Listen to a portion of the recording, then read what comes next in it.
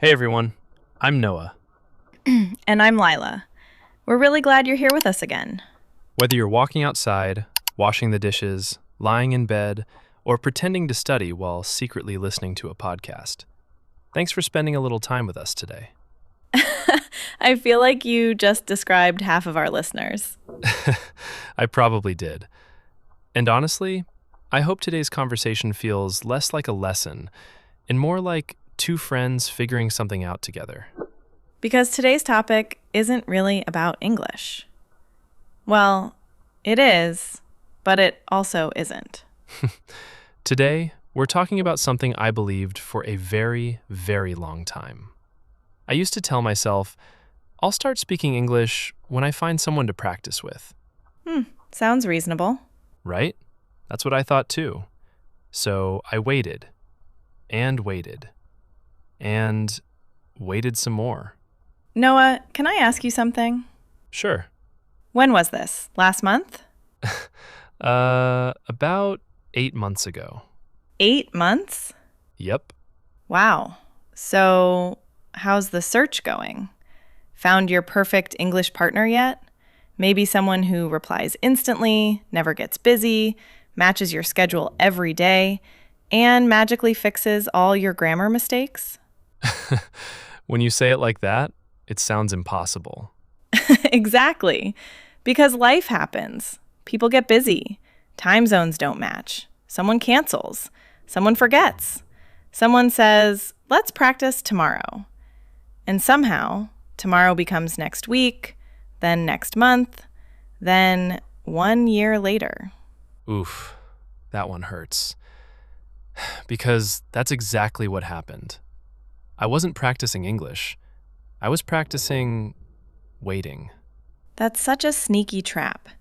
It feels productive. It sounds responsible. But nothing is actually changing. The funny part is, I still watched English videos. I listened to podcasts. I learned new vocabulary. I even saved posts with titles like 30 native expressions you must know. Please tell me you also had about 200 screenshots you'll never look at again. Only 200? You're being generous. I knew it! We've all done that. You save videos, bookmark articles, download apps, watch another Learn English Fast video, and somehow you still haven't actually spoken. It's strange, isn't it? You can spend an entire day around English without saying a single word. And here's the dangerous part. Because you're learning, your brain tells you you're making progress. Sometimes you are. But sometimes you're just getting really good at preparing to speak, not actually speaking. Lila, can I admit something a little embarrassing? Always. That's my favorite part of each podcast.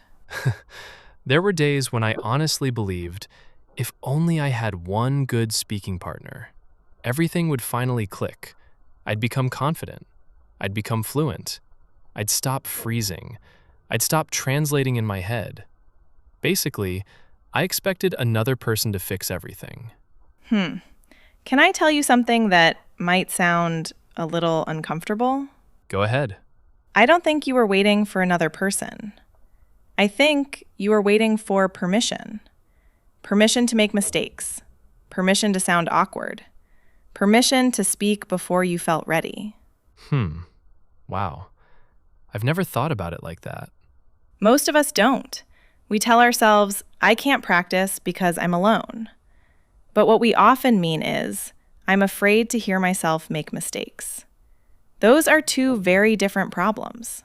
And once I realized that, everything started to change.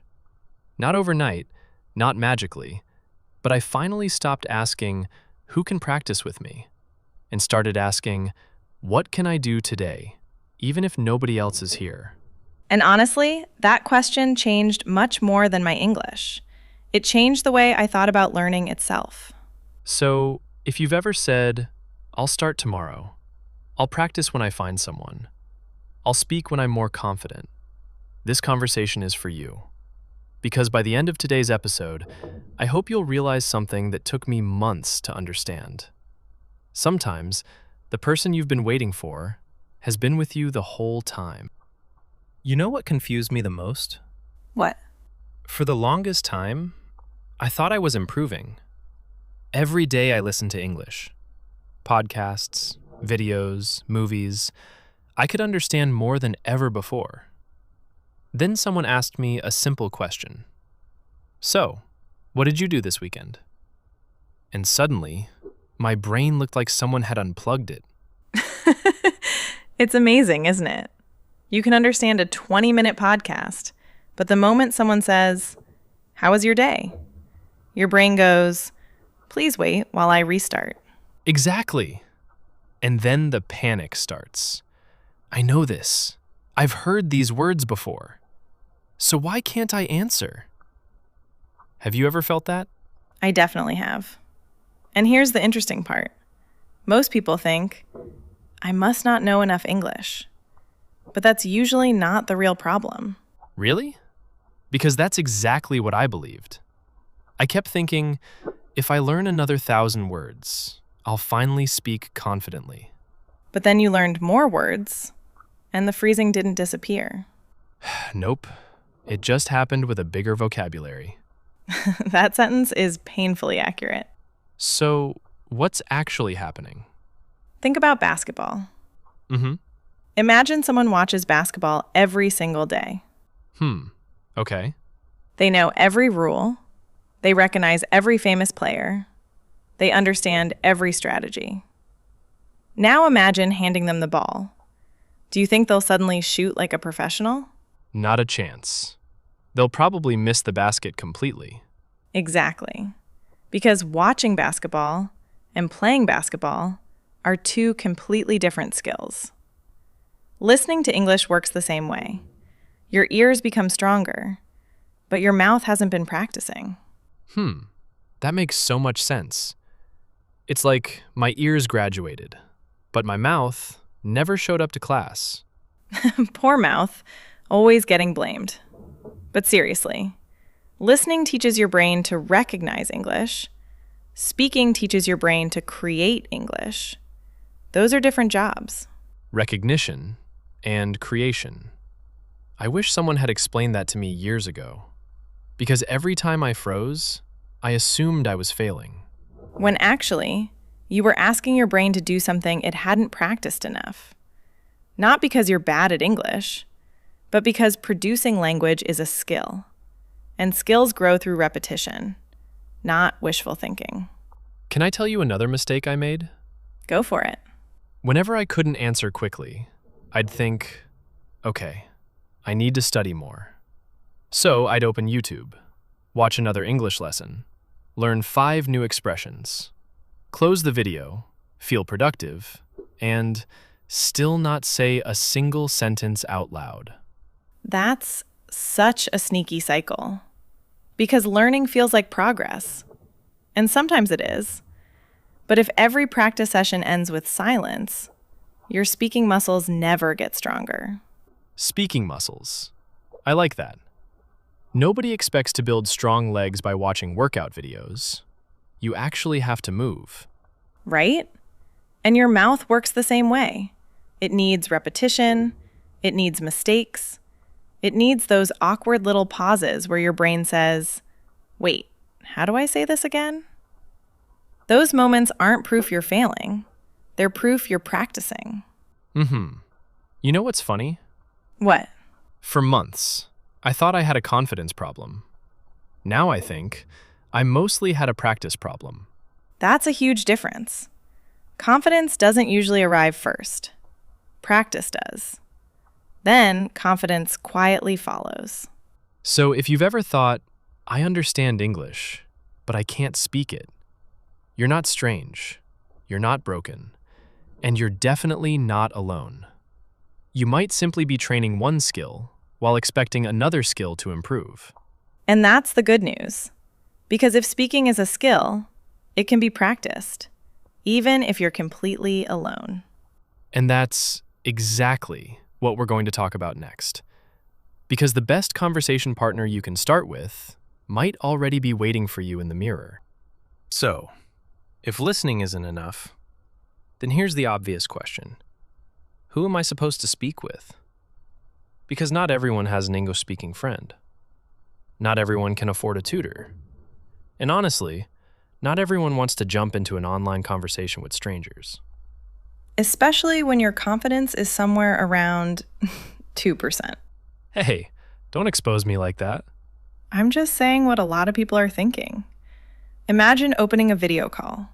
Someone smiles and says, "So, tell me about yourself." Meanwhile, your brain quietly packs its bags and leaves the meeting. Exactly. And that's why so many people wait.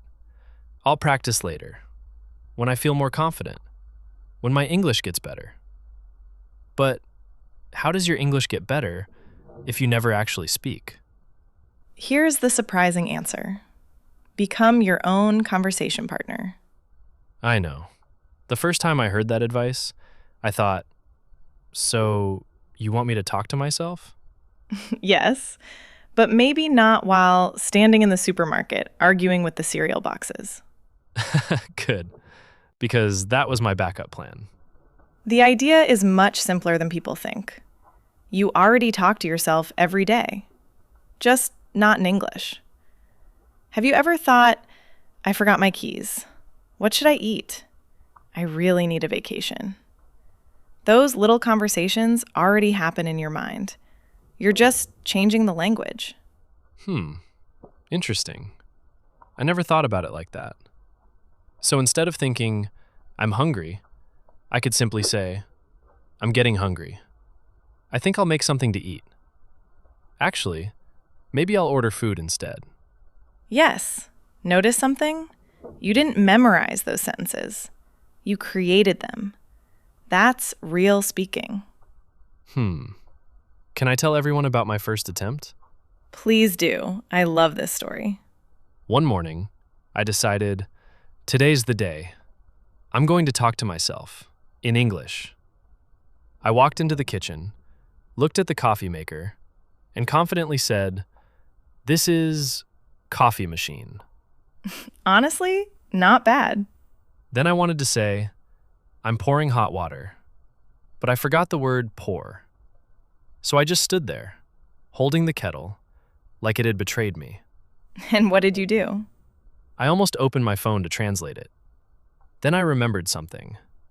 Instead of stopping, I said, I'm putting the hot water into the cup. Not perfect, but it worked. And that's one of the biggest secrets to becoming fluent. When you don't know a word, don't stop. Explain it another way. If you forget spatula, you can say, the flat thing I use to flip pancakes. If you forget balcony, you can say, the place outside my apartment. Communication isn't about knowing every word. It's about finding another way to express your idea. Wow, that changed everything for me. Because I stopped treating forgotten words like failures. They became puzzles. Exactly. And here's another exercise you can try today. Pick one ordinary activity: brushing your teeth, making breakfast, folding laundry. Now, describe what you're doing. Not just, I'm brushing my teeth. Go a little further. This toothpaste tastes minty. I should buy a new toothbrush. I always brush my teeth too quickly. Suddenly, you're not practicing one sentence. You're practicing dozens of real thoughts. And here's something funny. At first, you'll probably feel a little silly. I definitely did. I kept looking around my apartment, just in case someone was secretly watching me. The invisible audience. We've all met them. But after a few days, something changed. I wasn't worrying about sounding perfect anymore, because nobody was judging me. There was no teacher, no classmates, no one waiting for me to finish. Just me, experimenting, making mistakes, trying again. And that's exactly why practicing alone is so powerful. When judgment disappears, your brain becomes curious instead of afraid. Instead of thinking, don't make a mistake, you start thinking, I wonder how I can say this. That small change is where confidence begins. So today, don't wait for the perfect speaking partner. Start with the person who's already with you all day. You. 5 minutes. One room. One ordinary activity. And one simple rule. Keep speaking, even when it isn't perfect. Because every sentence you create is one sentence your brain never has to create for the very first time again. And next, let's talk about something that completely changed the way I practiced English. Because I stopped trying to remember perfect sentences and started learning how to create my own. Can I confess something a little embarrassing? Sure. For years, I collected English sentences like they were Pokemon cards. Oh no. What kind of sentences? Things like, I'm looking forward to seeing you. It slipped my mind. Better late than never. I saved them, highlighted them, reviewed them, and then I almost never used them. I think a lot of listeners just nodded because memorizing feels productive. Your notebook gets fuller, your vocabulary list gets longer. But then someone asks you a question you've never practiced before, and suddenly your brain starts searching through hundreds of memorized sentences. I know, right? It felt like digging through a giant drawer looking for one specific sock. I know it's in here somewhere, but where? That's because language isn't a collection of ready-made answers. It's a building system. Native speakers don't memorize thousands of conversations. They build new sentences every single day. So, how do we practice building instead of memorizing? Let's use something simple. Coffee. Suppose your first sentence is, I like coffee. That's a good start, but don't stop there. Ask yourself, what happened yesterday? I wanted coffee this morning. Great. Now, what almost happened? I almost bought coffee on my way home. Nice. What will probably happen tomorrow? I'll probably make coffee before work. Perfect. What should happen? I should drink less coffee. See what happened? You didn't learn 4 new sentences. You learned how one idea can grow into many. You're right. Now let's make it even more useful. Everyone listening, pick one object near you. Your phone, your shoes, your backpack, your water bottle, anything. Okay. Now don't describe it with just one sentence. Challenge yourself to make 5. For example, my phone is old. I dropped it yesterday. I use it too much. I should charge it. I'm thinking about buying a new one. Congratulations! You just practiced 5 different sentence patterns, not one. Poor phone. But seriously, I wish someone had told me this years ago. Because I thought fluency meant knowing more sentences. Now I think fluency is being able to create new ones. That's such an important difference. Imagine a child. Children don't memorize conversations. They play with language. They experiment. They say funny things. Sometimes they make mistakes. And little by little, their brain starts noticing patterns. That's exactly what we're doing, just in English. You know what surprised me? What? When I stopped trying to remember the perfect sentence, I actually spoke more. Maybe my grammar wasn't perfect every time. Maybe I paused for a second, but I wasn't silent anymore. And silence is the real enemy, not mistakes. Every sentence you create teaches your brain something. Every sentence you never say teaches it nothing. So here's a challenge for today. Pick one simple sentence. It could be, I'm tired. I like music. I have a dog. I'm hungry. Then ask yourself 5 questions. What happened yesterday? What's happening now? What will happen tomorrow? What do I wish? What almost happened? If you answer those 5 questions, you've already created a short conversation with yourself. No textbook needed. And here's something you'll notice after a few days. You won't be thinking, what's the correct sentence from my notebook? You'll start thinking, how can I express this idea? That's a completely different way of speaking English. And honestly, that's when English starts feeling less like a school subject and more like a language. Can I ask you a strange question? Go ahead. Have you ever listened to a recording of your own voice and immediately wanted to delete it? Immediately, I wanted to delete myself. I know, right? The first time I recorded myself speaking English, I lasted about 12 seconds. I pressed stop, listened once, and thought, who is that? Because that definitely isn't how I sound in my head. You're not alone. Almost everyone has that reaction. Not just English learners, almost everyone. Really? I always thought, I hate my recording, so something must be wrong with my English. That's the trap. Your brain quietly turns one uncomfortable feeling into one completely different conclusion. Instead of thinking, this feels unfamiliar, you think, I'm terrible. Those aren't the same thing. Wow, I've definitely done that. Most of us have. Our brains don't really like feeling awkward. So the moment something feels uncomfortable, it whispers, maybe we should stop. And that's exactly what I did. I'd record myself once, cringe, delete it, then promise I'd try again someday. But imagine if someone went to the gym for the first time. They lift a few weights, their muscles feel tired. Would we tell them, that's proof exercise isn't working? Of course not. We'd probably say, your body is adapting.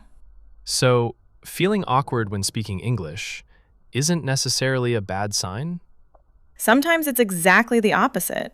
It means you're doing something your brain hasn't practiced enough yet. New skills often feel uncomfortable before they feel natural. That changes everything. Because I spent years trying to avoid that feeling, when maybe I should have expected it. Exactly. Let's look at 3 practices people avoid. The first one is recording yourself. Not because it's difficult, because it's honest. The recording doesn't care how confident you feel. It simply shows you where you are today. And that's actually a gift, because now you know what to improve. Instead of recording 5 minutes, try recording just 30 seconds. Talk about your breakfast, your plans, your favorite movie.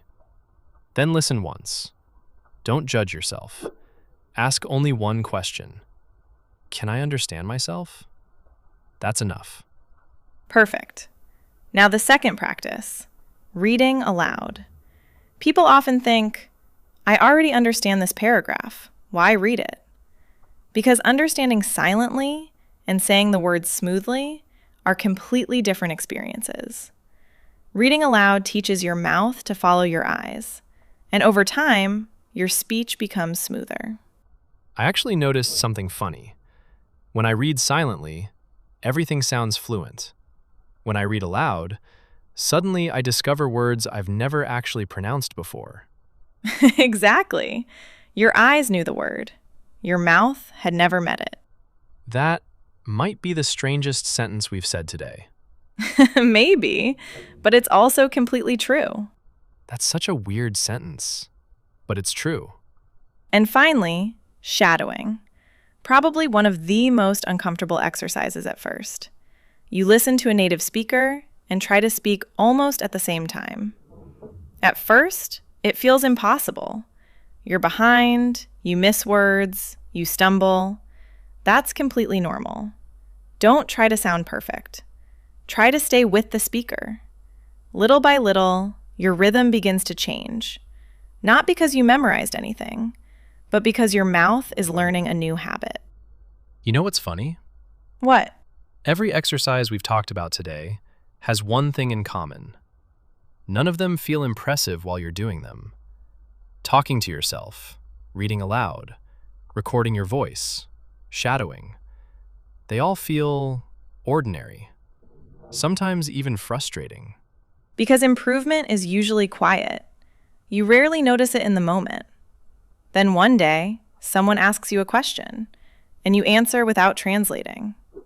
That's when you realize all those ordinary little practices were working. So maybe, instead of asking, "Does this feel comfortable?"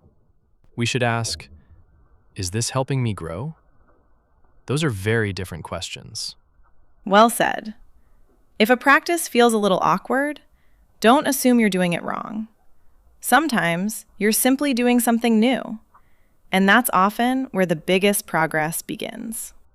So, the next time you cringe at your own recording, smile a little, because that uncomfortable feeling might actually be proof that you're practicing instead of just preparing.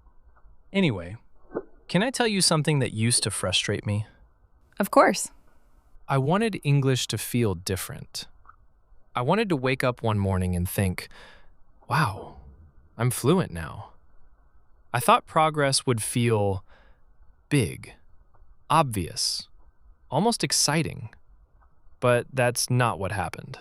Not even close. Most days, it felt like absolutely nothing was changing. I'd finish practicing, close my notebook, and honestly wonder, did that even help? I think that's one of the hardest parts of learning anything. The work is visible. The progress isn't. That's true.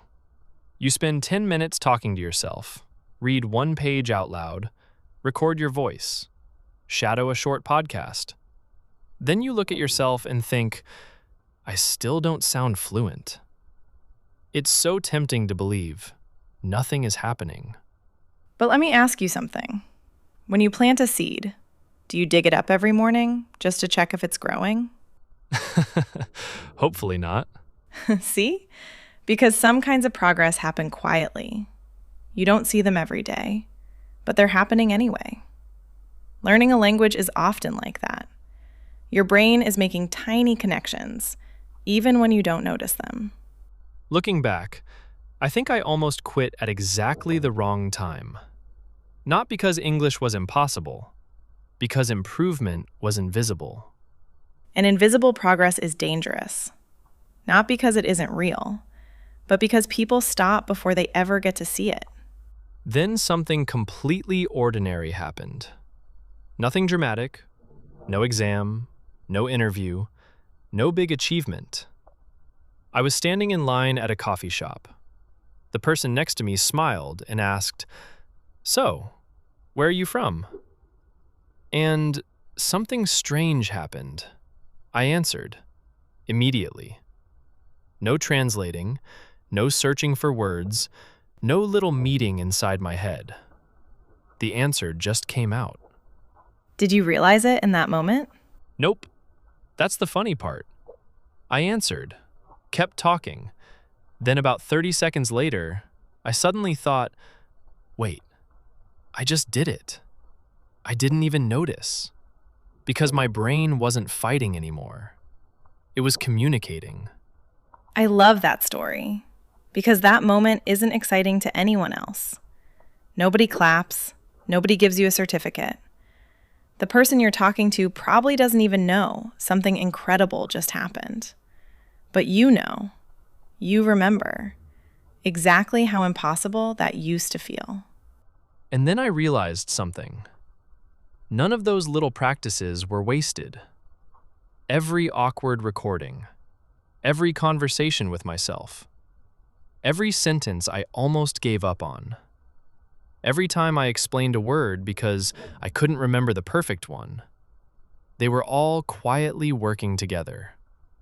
Not one practice changed me. Thousands of tiny moments did.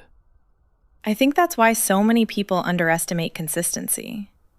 They're looking for one magical lesson, one perfect app, one secret method. But fluency usually grows the same way a friendship does, one conversation at a time. Until one day, it doesn't feel new anymore. It just feels natural. You know what's funny? Another funny thing? At the beginning of today's episode, I told everyone I was waiting for the right speaking partner. Now I think I wasn't waiting for a person. I was waiting for proof that I could do it. And the only way to get that proof is to keep speaking long enough for your future self to surprise you. So, if you've been practicing for days or weeks and it feels like nothing is changing, please don't let that feeling fool you. Some of the most important progress in language learning happens before you can see it. Keep speaking. Keep experimenting. Keep making imperfect sentences. Because one ordinary day, someone will ask you a simple question, and without even realizing it, you'll answer. Not perfectly, not magically, just naturally. And when that happens, you'll discover something beautiful. You were improving the whole time. You just couldn't see it yet. You know, when we started today's conversation, I told you something. I said, I'll practice English when I find someone. At the time, I honestly believed that was my biggest problem. I remember. You thought the missing piece was another person. Yeah. But after everything we've talked about today, talking to yourself, building your own sentences, recording your voice, reading aloud, shadowing, making mistakes, I finally realized something. The partner I was waiting for was me. I think that's something a lot of people needed to hear today. It changes the question completely. Instead of asking, who will help me practice? You start asking, what can I practice today? That's a question you can answer every single day. Mm-hmm. And maybe that's what confidence really is. Not waiting until you stop feeling nervous. Not waiting until your grammar is perfect. Not waiting until every sentence comes out beautifully. Just deciding, I'm going to speak anyway. You know, I don't think people become fluent because they had one amazing lesson, or one perfect teacher, or one magical app. They become fluent because they keep showing up on ordinary days, in ordinary rooms, having ordinary conversations, even when nobody is watching. Those moments don't look impressive. Nobody applauds when you describe your breakfast to yourself. Nobody celebrates because you recorded 30 seconds of English today. Nobody even knows you practiced. But your brain knows. Your confidence knows. And one day, the world notices the result without ever seeing the practice. That's one of my favorite things about learning a language. The biggest victories are usually very quiet. One day, you answer a question without translating. You understand a joke immediately. You finish telling a story and realize you never stop to think in your native language. Those moments are small, but they change everything. So if you're listening today and you feel like you're improving too slowly, or you feel embarrassed speaking to yourself, or you're wondering if these little exercises even matter, please remember this. Every sentence you speak today makes tomorrow's sentence a little easier. Maybe only by 1%, maybe even less. But progress has a funny way of adding up. And that's why we hope, when this episode ends, you won't close it and think, that was interesting. We hope you'll stand up, look around your room, smile a little, and say your very first sentence out loud. Because that's where today's lesson truly begins.